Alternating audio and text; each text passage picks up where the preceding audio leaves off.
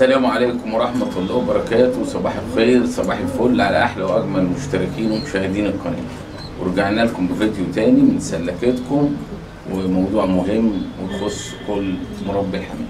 النهاردة هنتكلم عن حاجة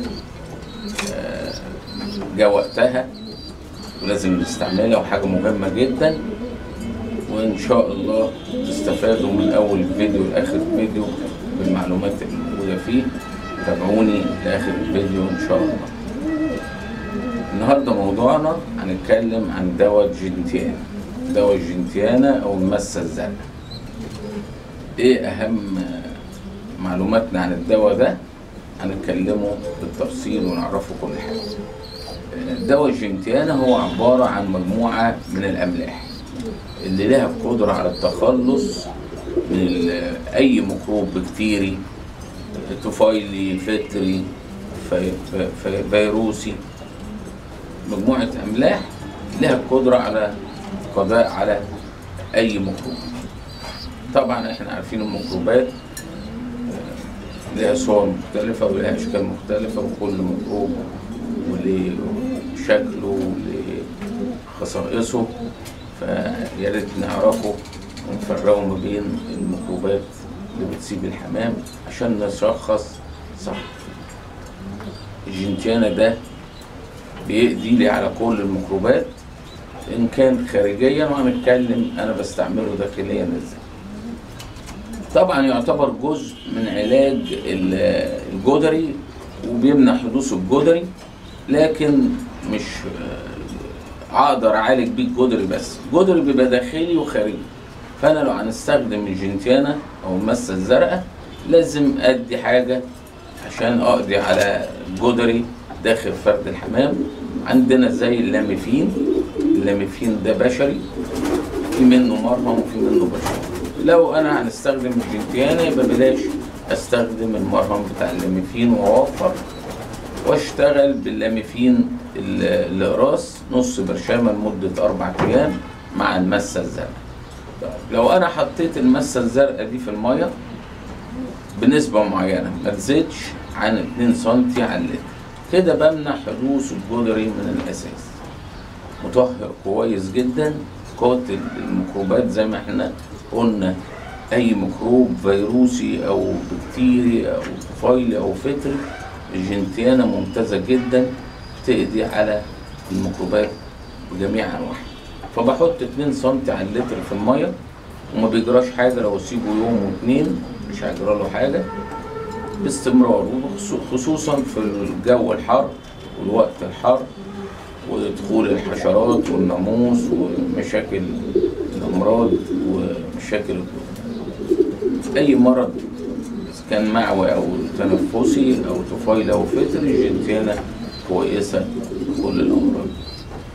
بنستخدم خل التفاح مع يومين خل تفاح، وافصل يوم أو يومين واشتغل يومين بجنتيانا. من يومين ل3 أيام ادي جنتيانا وبفصل يومين، وممكن يومين 3 أيام بدي خل تفاح. كده بحافظ على الحمام من امراض كتيرة، ان كانت امراض معوية او تنفسية او طفيلية او فطرية.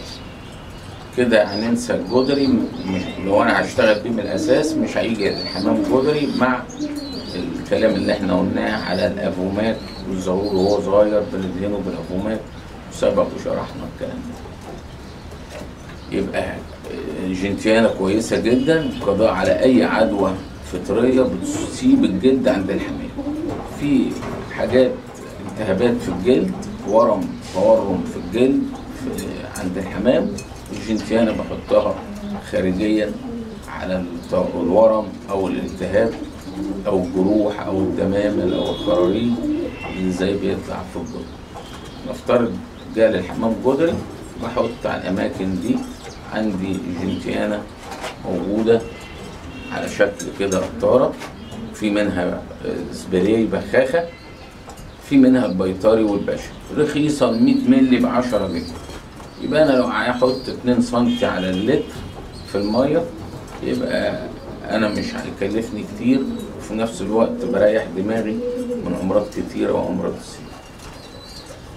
مهمة جدا ان احنا نستخدم الجنتيانا الفترة اللي جاية، نستخدمها صح، ما نكترش عن 2 سنتي، نشتغل بالجرعات اللي بنقول عليها في فيديوهاتنا صح، عشان ولا اقل ولا اكتر هتبقى كويسة. نشتغل بالجرعات بالمعايير اللي احنا وبالبردك الفترة الزمنية اللي احنا بنقول عليها. يبقى النهارده عندنا حاجة كويسة، حاجة جاي دورها اللي هي الجنتيانا. ان شاء الله باذن الله كده عندنا منتج هنتكلم عنه. انا شرحت فوائد كربونات الصوديوم ودي فوائد الجنتيانا، عندنا كبريتات المغنيسيوم، فوائد كبريتات المغنيسيوم، ونقول على حضراتكم على منتج فيه ال3 حاجات دول، بس بعد ما نشرح فوائد كل حاجة على حدة عشان نعرف الشركات بتفكر ازاي، احنا بنفكر ازاي في الادوية وازاي بنجمع الادوية، ونوفر على حضرتك انك انت ما تستعملش كل حاجة على حدة وتضيع وقت وتزهق. فان شاء الله باذن الله انتظرونا في الفيديوهات القادمة، هنقول كل ما هو جديد وكل ما هو مفيد، وزي ما اتعودنا الحاجات بنجربها الاول على حمامي وبعدين بنشرحها لحضراتكم بعد ما اكون اتاكدت وعرفت النتيجه. ان شاء الله موسم فرخ كويس، دخول الصيف، تهويه كويسه. بعض النصايح لحضراتكم، مهم جدا جدا التهويه، بس خلي بالنا من التيارات الهوائيه. بنيجي بالليل نقفل الجنب الغربي والبحري عشان ما يبقاش في تيارات هوائيه، الجو لسه برضك هيسقع بالليل. خلي بالنا من تغيرات الجو، خلي بالنا من الاجهاد الحراري او الاحتباس الحراري، وعرفنا نشتغل بالبيكربونات الصوديوم كويسه جدا للاحتباس الحراري. العرقسوس كويس، عندنا حاجات طبيعيه ومش كيميائيه ومش هتضر اجهزه الحمام. على قد ما بنقدر بنبعد عن المضادات والكورتيزون والحاجات دي اللي هتبوظ لنا جهاز المناعه، وجهاز المناعه ده اهم جهاز في جسم فرد الحمام، يعتبر خط الدفاع الاول لاي انتيجين او اي ميكروب داخل جسم الحمام. يبقى نحافظ على جهاز المناعه اللي دايما بقولها، ونستخدم الاعشاب ونلجا للدواء للضروره، ما نستخدمش جرعات زياده، ما نقللش في فتره العلاج، ما نزودش في فتره العلاج. كل دي نصايح مهمه لحضرتك بحب اقولها. نحافظ على الكلى، نحافظ على الكبد، كل الحاجات دي شارحها ومتكلم فيها عن فوائد الكربونات الصوديوم او البيكربوناتو، دي كويسه جدا في الفتره اللي احنا فيها كان للاجهاد الحراري او الاحتباس الحراري. بتنشط وظائف الكلى، بيحصل تضخم في الكبد، فرد الحمام بيشرب ميه اكتر، بيخلص من السموم وبيقلل من حده السموم اللي في داخل الفرخ. يبقى الحاجات اللي احنا بنقولها مهمه جدا، نتبعها وان شاء الله هتستفادوا وهتلاقوا ان الحمام صحه كويسه، ربنا يبعد عنكم الامراض. والحمام ده احلى حاجه في الدنيا، اللي يزعل الحمام يزعلنا، عشان كده احنا طالعين شكرا ليكم وشكرا حسن استماعكم ومشاهدتكم.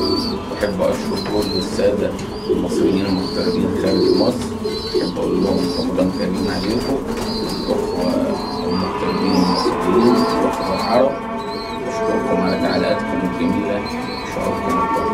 نبصوا كده بص على الزغاليل اللي انا قطفتها ونشوف الدنيا ايه.